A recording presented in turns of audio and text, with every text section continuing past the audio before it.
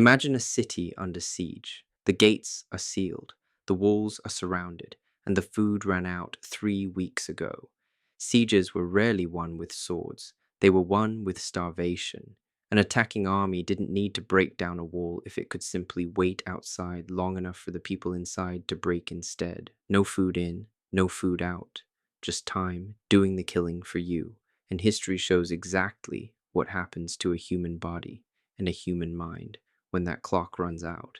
It doesn't happen all at once, it happens in stages, and each stage is worse than the one before it. Stage 1 was almost civilized. Armies and cities ate their horses, their mules, their pack animals. Painful, but practical. A starving army without horses can still fight. A dead army can't. Stage 2 came next. Leather, belts, shoes, saddles, boiled for hours until they were soft enough to chew, offering almost no nutrition, just the psychological relief of having something in your stomach. Then came stage 3, rats, insects, anything that moved. During multiple historic sieges, a single rat has been recorded selling for the modern equivalent of hundreds of dollars. Not because people didn't know what they were eating, because they were desperate enough not to care, but there's a stage 4.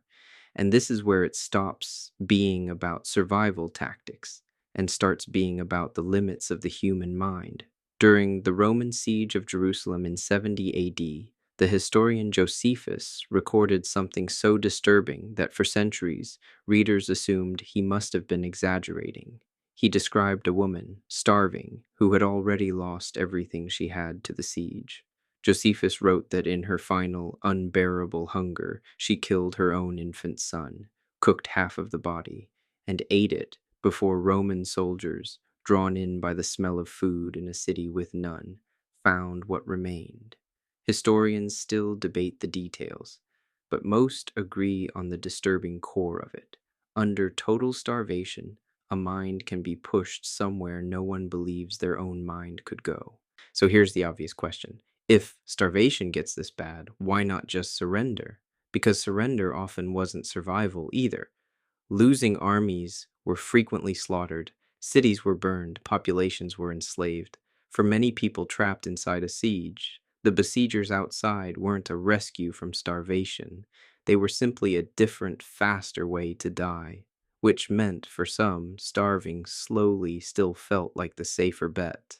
Nowhere is that horrifying calculation clearer than in the siege of Numantia in 133 BC.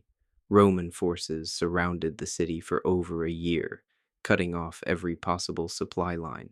Accounts describe residents resorting to the same desperate stages: animals, leather, and eventually the bodies of the dead. But when the end became inevitable, the people of Numantia didn't wait for the Romans to decide their fate. Many chose to set their own city on fire and end their own lives inside it, rather than be captured. To the Romans, it was a strange, almost incomprehensible act of defiance. To the people inside those walls, it may have been the only decision left that still felt like their own. This pattern didn't stay in the ancient world. During the 900-day siege of Leningrad in World War II, residents were documented eating wallpaper paste scraped from the walls for the trace nutrients in the glue, boiled leather, sawdust mixed into bread, the exact same stages playing out again nearly 2,000 years later in a completely different war, different century, different army, same brutal math, which tells you something uncomfortable. This wasn't a flaw of one broken city or one desperate era under enough pressure. In siege after siege, separated by centuries and continents, human beings arrive at the same terrible stages in the same terrible order: horses, leather, vermin, the dead, and in the very worst, rarest cases, each other. Not because people are naturally monstrous, because a body that isn't fed will eventually stop listening to anything except the need to survive one more hour. We remember sieges for the battles, the walls, the catapults, the final charge through a broken gate. But the real battle was almost always quieter than that. It was fought in empty kitchens and starving households, weeks before any soldier ever reached the walls. And the most frightening part isn't what they were willing to eat. It's how ordinary, how human they were, right up until hunger decided the rest for them.